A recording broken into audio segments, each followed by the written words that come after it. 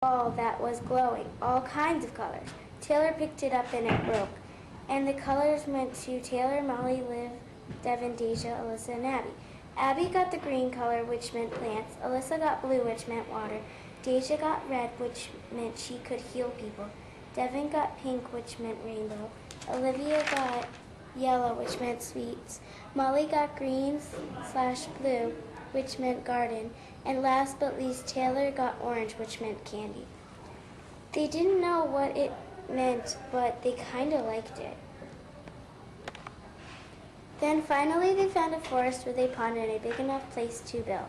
So they got started to build. It took them 4 hours to build, and Abby got a splinter in her hand.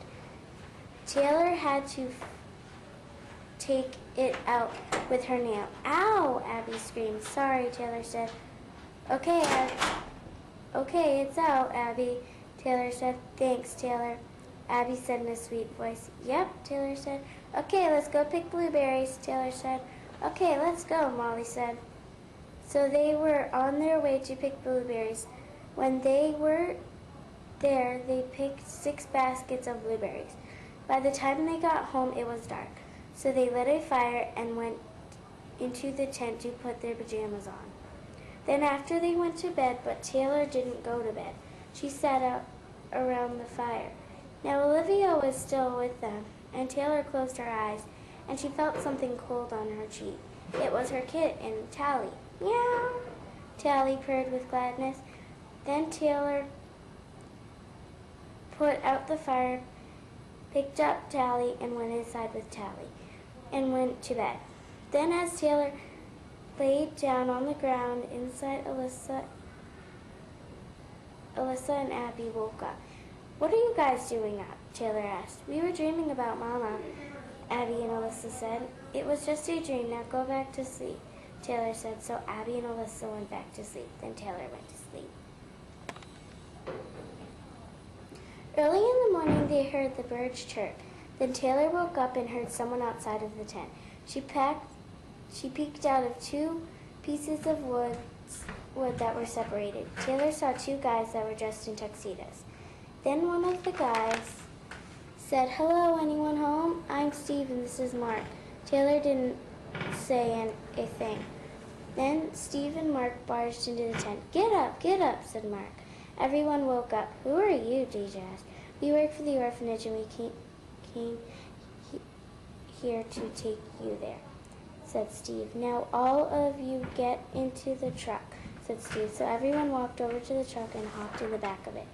Mark locked the door so they couldn't jump out. It was a long ride there. They had to go through caves, had to drive up mountains, and go through underground caves. Then after all of that, they finally got to the orphanage. Then Mark unlocked the door and took them inside to the orphanage. They saw the owner of the orphanage, and her name was Miss Glad, from Gladly Days Orphanage was the name of the orphanage, just to let you know. Hi, I'm Miss Glad, said Miss Glad. I'm the owner of Gladly Days Orphanage, said Miss Glad. Now we will show you to your room, Steve said. Okay, let's go, Mark said. So they went up the stairs and down the hall to the last room. Here it is, Steve said in a grumpy voice. Now get in there and stay in there till dinner at 6 o'clock, said Steve even louder. So they went in the room and saw 6 beds, 6 beautiful dolls, and 6 kitten beds, and 14 bowls. I don't like it here, Taylor, Abby said. Don't worry, Abby, we're going to get out of here. Now downstairs with Miss Glad. Oh, you want to adopt, Miss Glad said. Yes. Oh, and by the way, I'm Heidi and this is Alexa, said Heidi. Now, what kind of orphan did you have in mind, Miss Glad said.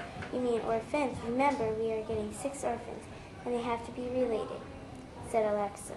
Okay, well, follow me, Miss Glad smiled. Then she went up to Taylor, Molly, Liv, Devin, Deja, Alyssa, and Abby's room. But then she opened the door. The kittens were gone, and so were the kids. End of book 1.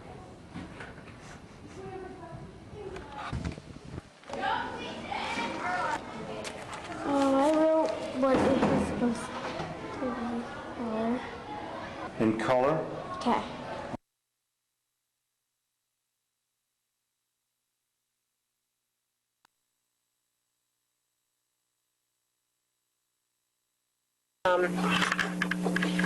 Dr. Basilis and Mr. Watson, and Ms. Gracie, would you like to be on the committee tonight, too? Oh, try nothing better.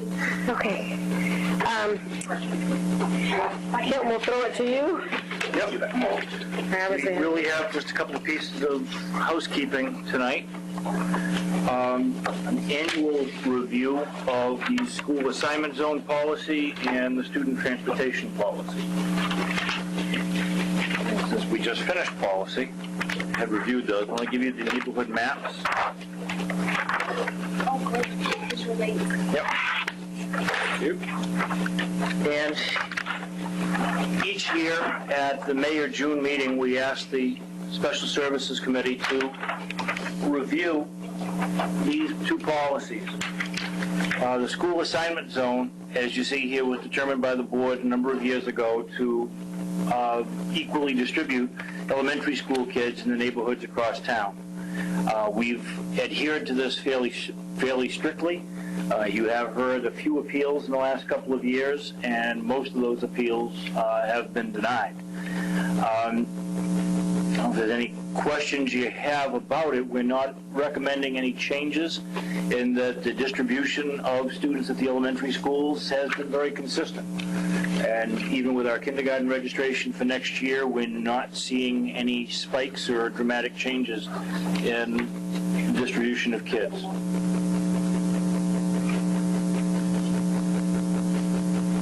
Question, curiosity, this is not really on point for this, but how many kids do we have registered right now for kindergarten? Oh, is that up to 100? Yeah, plus the preschool. And then another 50? We're already moving up. It is a little bit smaller right now than the previous years. But Well, and who knows, but I just was curious. Yep. People have questions on the school assignment zones? I mean, if there's no change and you're not experiencing any difficulties. Yeah, it seems to be working, right? It's an annual review to have you come in because over the summer is when many of the appeals will come to us. So the effort is to just review the policy and make sure this is in fact what the board would like us to be working from. Looking at this map, Ken, it shows Maple Street School. That only goes to grade 3. Yep. Do all those kids go to a certain school after that? Or? The Maple students are divided between Allen and McClellan. And there is, Maple Street. we have not established a break line in that neighborhood because it really has been based on those class sizes. So it's basically a block to the west of Maple heads from McClellan. But we haven't held to that hard and fast. Block to the west. Heading your way, away from the Maple playground. Because that puts them within a comfortable walking area. Now, how about School Street? Do they all go to Chamberlain? It all goes to Chamberlain. And now, they're all going there after 4th grade. So there's all the 5th grade goes to Chamberlain. Nancy Loud in East Rochester has been somewhat interchangeable based on class size and, the distribution of classes. So it really has been much easier if there's a preference to go one or the other. If the class sizes are fine, we've generally been able to grant that. So that has not been an issue. The issues have come up with people who are on the outlying areas who aren't directly in the school neighborhood, who have heard from a realtor, who have heard from somebody else that the school was going to be at Gonick or at Allen or at Chamberlain, when in fact it's not according to the map. We've gone and reviewed the map with the city. We've made attempts to review the maps with local realtors with limited success.